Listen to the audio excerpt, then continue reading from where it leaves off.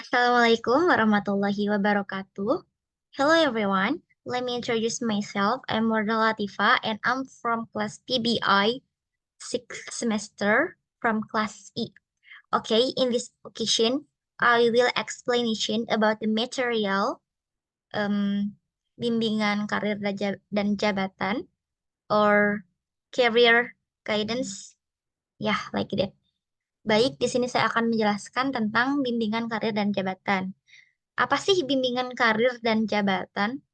Jadi, bimbingan karir atau jabatan itu merupakan suatu usaha untuk membantu perkembangan siswa agar dapat memahami diri, mempelajari dunia kerja, sehingga mendapat pengalaman untuk membuat keputusan karir yang tepat. Jadi, yang perlu digarisbawahi adalah membantu siswa memahami diri dan juga dunia kerja. Nah, untuk pemahaman diri sendirinya itu terkait apa saja sih? Hal-hal yang perlu dipahami itu meliputi kemampuan, minat, kepribadian, dan nilai-nilai yang dimiliki siswa. Karena dengan mengenali diri, siswa dapat mengembangkan konsep diri yang jelas terkait identitas karir yang sesuai. Kemudian, kenapa siswa juga harus mempelajari dunia kerja? Siswa perlu memahami dunia kerja agar memperoleh informasi yang komprehensif mengenai berbagai jenis pekerjaan, persyaratan, prospek, dan tuntutan dari setiap bidang. Dengan pemahaman yang mendalam tentang dunia kerja akan membantu siswa mengembangkan sikap yang positif dan antusias terhadap dunia kerja. Dan hingga akhirnya, jika siswa bisa memahami dirinya sendiri dan mempelajari dunia kerja, siswa dapat membuat keputusan yang tepat. Jadi, bimbingan karir jabatan itu merupakan suatu upaya komprehensif untuk membantu siswa memahami diri, mempelajari dunia kerja, dan membuat keputusan karir yang sesuai dengan potensi dan tujuan hidupnya. Kemudian, tujuan bimbingan karir dan jabatan itu sebenarnya ada banyak sekali tujuannya. Namun saya hanya memasukkan 4 poin. Yang pertama, memiliki pemahaman diri yang terkait dengan pekerjaan. Nah, karena dengan mengenali diri secara akurat, siswa dapat memilih bidang pekerjaan yang sesuai dengan kemampuan dan kepribadiannya. Saat ini banyak sekali orang dewasa, maksud saya ya, ketika dewasa kita merasa salah memilih karir atau pekerjaan. Nah, mungkin itu karena eh, dirinya belum bisa memahami diri sendiri secara utuh. Kemudian untuk poin yang kedua, tujuannya memiliki sikap positif pada dunia kerja. Nah, karena ketika kita memiliki pemahaman yang baik tentang dunia kerja, maka akan membantu siswa menghilangkan stereotip atau persepsi negatif terhadap dunia pekerjaan. Dengan sikap yang positif, siswa akan lebih termotivasi, antusias, dan siap menghadapi realitas dunia kerja. eh, tak jarang juga ya, banyak sekali siswa yang ketika lulus dari sekolah itu banyak yang menganggur itu karena mindsetnya tersendiri, karena takut untuk mencoba hal yang baru, yaitu dunia pekerjaan. Mereka belum bisa move on dari masa-masa mereka di sekolah. Nah, maka dari itu, tugas dari guru BK harus bisa menumbuhkan sikap positif terhadap dunia kerja. Sehingga mungkin kalau kita berpikir lebih jauh, itu bisa mengurangi tingkat pengangguran yang ada di Indonesia, seperti itu. Kemudian tujuan yang ketiga, memiliki kemampuan membentuk identitas karir.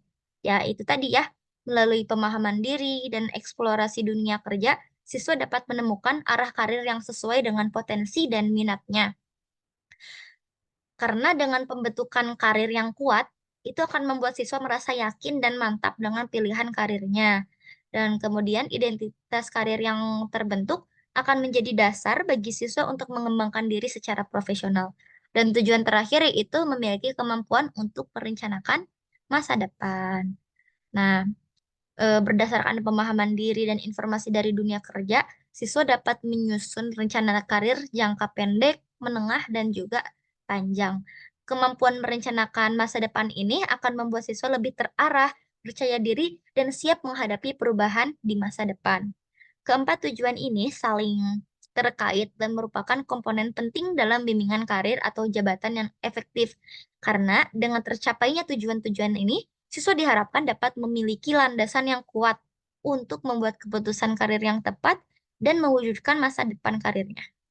Kemudian ada metode bimbingan karir di sekolah. Untuk metode bimbingan karir ini sangat banyak ya. Ada yang pertama itu tes atau inventory. Apa sih tujuannya? Untuk mengukur kemampuan minat dan kepribadian siswa. Adapun kemampuan itu bukan hanya tentang kecerdasan, tapi juga bakat dan potensi akademik siswa. Kemudian kalau tes minat ini untuk mengukur minat siswa terhadap berbagai bidang pekerjaan atau studi lanjut gitu. Apakah siswa ini minatnya itu ingin langsung terjun ke dunia kerja atau ingin melanjutkan pendidikannya ke jenjang yang lebih tinggi. Adapun yang dimaksud dengan tes kepribadian itu nantinya guru BK mengukur sifat, watak, dan karakteristik kepribadian siswa. Nah, dari data tes inilah siswa dapat dibantu untuk diarahkan pada pilihan karir yang sesuai. Kemudian metode yang kedua ada konseling individual. Nah, kalau individual ini tentu kaitannya dengan konseling yang secara mendalam karena face to face dilakukan antara guru BK dengan siswanya secara satu persatu. Ada treatment khususnya gitu ya.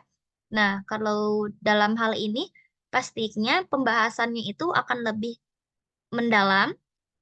Siswa juga bisa mengemukakan kebingungannya atau konflik terkait karir siswa. Sehingga nantinya siswa akan diberikan umpan balik dan arahan untuk pengambilan keputusan karir. Nah, kemudian metode yang ketiga ada bimbingan kelompok. Kalau bimbingan kelompok ini, jadinya nanti siswa akan saling sharing mengenai informasi dan juga kalau kelompok itu pasti ada rasa kebersamaannya sehingga muncullah support system antara satu siswa dengan siswa lainnya gitu. Tapi perlu diingat ini juga tidak terlepas dari konselor atau guru BK-nya tersendiri ya, masih dalam pantauan. Kemudian yang keempat ada kunjungan observasi lapangan. Nah, kalau kunjungan observasi lapangan, siswa eh, apa ya, memiliki pembelajaran yang kontekstual gitu, langsung melihat ke real life-nya. Jadi mungkin guru BK mengarahkan untuk kepada kunjungan ke perusahaan, industri, atau lembaga terkait bidang karir tertentu. Ada juga ya kalau di sekolah saya dulu itu ada namanya PDL, praktek dakwah lapangan. Nah, di situ siswa didistribusikan, ada yang langsung mengajar ke sekolah-sekolah, dan ada juga yang ikut ke dalam pendistribusian makanan, seperti makanan-makanan seperti apa ya? Makanan pokok seperti sayur, ikan seperti itu, dari mulai pertaniannya sampai ke dalam proses pemasarannya. Nah, itu merupakan suatu kunjungan observasi lapangan gitu ya. Kemudian yang kelima ada pelatihan keterampilan. Nah, ini itu untuk mengembangkan kemampuan yang dibutuhkan dunia kerja. Sehingga kalau siswa sudah terlatih, tentunya eh, siswa dapat memiliki skill-skill dasar seperti komunikasi, presentasi, manajemen waktu, maupun kepemimpinan. Dan yang terakhir itu metode bimbingannya ada pemberian informasi karir melalui papan bimbingan atau presentasi. Nah, guru BK juga harus lebih aware untuk penyebaran informasi tentang berbagai jenis pekerjaan, peluang karir, persyaratan, gaji, dan lain-lain. Seperti itu. Kemudian untuk materi bimbingan karir dan jabatan di sekolah itu ada apa aja sih? Nah, yang pertama ada pemahaman diri. Nah, jadi materinya itu diharapkan untuk membantu siswa mengenali potensi, bakat, kecenderungan minat, dan karakteristik kepribadian yang dimiliki. Kemudian, selain itu siswa juga dijelaskan tentang bagaimana mengidentifikasi nilai-nilai yang dipegang dan bagaimana nilai tersebut berpengaruh dalam pemilihan karir. Kemudian yang kedua, informasi dunia kerja. Nah, kalau informasi dunia kerja ini luas, ada jenis pekerjaan, persyaratan, prospek, dan gaji. Nah, jadi guru juga harus lebih gesit gitu dalam memberikan pengetahuan tentang berbagai jenis pekerjaan yang ada di pasar tenaga kerja.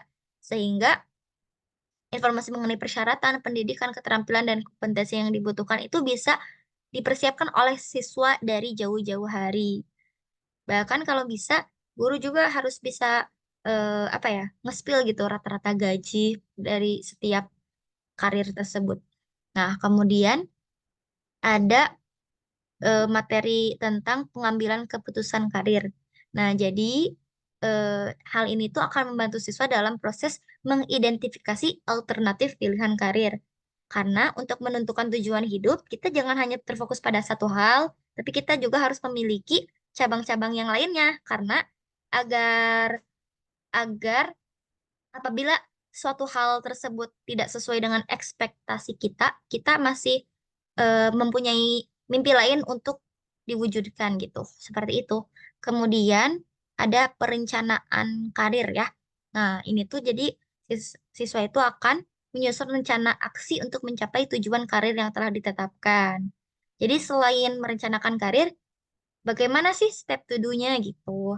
Dan yang kelima ini ada keterampilan pencarian kerja, baik itu CV, wawancara, dan tes psikologi. Nah, jadi guru BK juga harus memiliki pengetahuan tentang memberikan panduan dalam menyusun CV atau resume yang menarik, kemudian teknik dan kiat-kiat menghadapi wawancara kerja, serta pengenalan dan persiapan menghadapi tes psikologi umum yang digunakan dalam proses requirement. Dan yang terakhir ada informasi mengenai lanjutan studi. Nah, itu tadi ya, karena tidak semua siswa itu ingin masuk ke dunia karir atau pekerjaan, tapi ada juga yang ingin ke perguruan tinggi. Maka dari itu, guru harus lebih informatif, memberikan informasi mengenai beasiswa atau berbagai jurusan yang ada di perguruan tinggi. Baik itu dari persyaratan masuk, biaya kuliah, prospek kerja setelah lulus, dan bantuan-bantuan pendidikan juga harus lebih bisa diinformasikan kepada siswa. Kemudian, langkah pelaksanaan bimbingan karir di sekolah itu bagaimana ya? Nah, yang pertama ada konselor, pendidik, dan lainnya berpartisipasi aktif dalam BK secara rutin, insidental, keteladanan program dalam bentuk satlan dan satpung. Nah, jadi konselor atau pendidik dan lainnya itu harus bisa saling support satu sama lain dalam mewujudkan bimbingan karir dan jabatan di sekolah. Karena bimbingan karir dan jabatan ini tuh merupakan suatu program sekolah yang mana bukan hanya guru BK sendiri yang menyelenggarakannya, tapi harus ada dukungan dari semua elemen elemen masyarakat yang ada di sekolah. Kemudian program ini tuh dilaksanakan sesuai sasaran dan substansi yang terkait. Kemudian pelaksanaan bisa dilakukan di dalam maupun di luar jam pelajaran. Nah, itu tadi ya, tadi kalau dalam di dalam di dalam kelas mungkin metode yang digunakannya kelompok, tapi kalau di luar jam pelajaran mungkin yang tadi yang individual gitu. Terus setiap konselor memegang maksimal 150 siswa satu kegiatan setara dengan 2 jam pembelajaran. Jadi kalau misalnya ada siswanya di atas 150 itu tidak boleh ya, karena takutnya guru BK-nya tidak bisa memaksimalkan potensinya dalam bimbingan karir atau jabatan tersebut. Nah, kemudian langkah pelaksanaan bimbingan karir di sekolah yang saya ketahui juga siswa itu pertama akan diidentifikasi dulu kebutuhan dan permasalahan karirnya. Kemudian dikumpulkannya itu melalui data yang tadi yang ada inventory, wawancara, observasi dan lain-lain. Nah, setelah itu guru BK akan menganalisis terkait yang tadi kita udah isi. Habis itu guru BK akan memberikan informasi karir yang relevan. Setelah itu konseling individual dan pemantapan karirnya gitu. Setelah itu ada evaluasi tindak lanjutnya juga, misalnya memberikan program pendukung atau merujuk siswa kepada ahli lain jika siswanya apa ya, jika diperlukan gitu.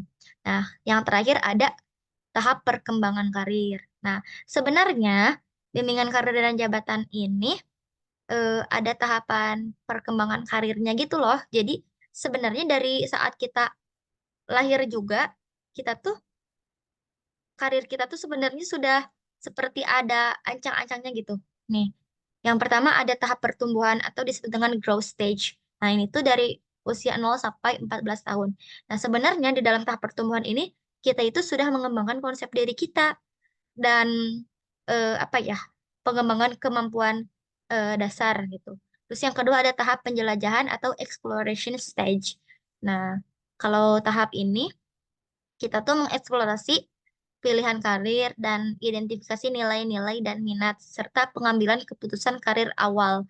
Karena biasanya ini itu dari usia apa ya, menjelang lulus SMP eh, menuju ke SMA gitu. Nah, kalau tahap pemantapan ini ketika usia 25 sampai 44 tahun. 44 tahun kita sudah mulai mencari posisi yang sesuai dengan kemampuan dan minat, kemudian memantapkan posisi dalam satu organisasi dan mengembangkan kompetensi dan keahlian. Ini tuh udah enggak lagi eksplorasi tapi terkait dengan pemantapan karir. Kemudian ada tahap pemeliharaan atau maintenance stage. Kalau ini usia 45 sampai 65 tahun. Nah, kalau dalam usia ini nih, kita sudah mulai mempertahankan posisi yang telah dicapai dan melakukan penyesuaian terhadap perubahan. Karena tentu zaman itu akan semakin berubah, akan semakin canggih, teknologi akan semakin maju. Maka dari itu dibutuhkan penyesuaian yang tepat gitu. Dan mengembangkan diri untuk tetap kompetitif. Karena di usia-usia segini tuh rawan untuk malas bekerja gitu, malas untuk berkarir dan sebagainya. Dan yang terakhir ada tahap kemunduran atau decline stage. Kalau ini di atas 65 tahun.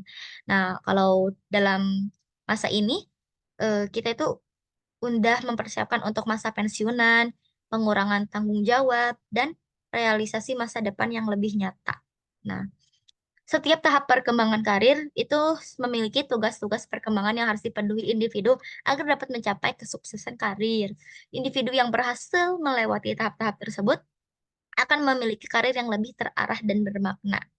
Nah, maka kesimpulannya, bimbingan karir dan jabatan itu sebenarnya tidak hanya dilakukan di sekolah, namun itu merupakan sebuah proses hidup kita, yang mana itu merupakan suatu apa ya, suatu cara kita untuk bisa bertahan hidup karena manusia kan hidup itu tentu harus ada tujuan gitu. Kalau tidak ada tujuan, tentu akan kebingungan gitu. Ini mau dibawanya ke arah mana?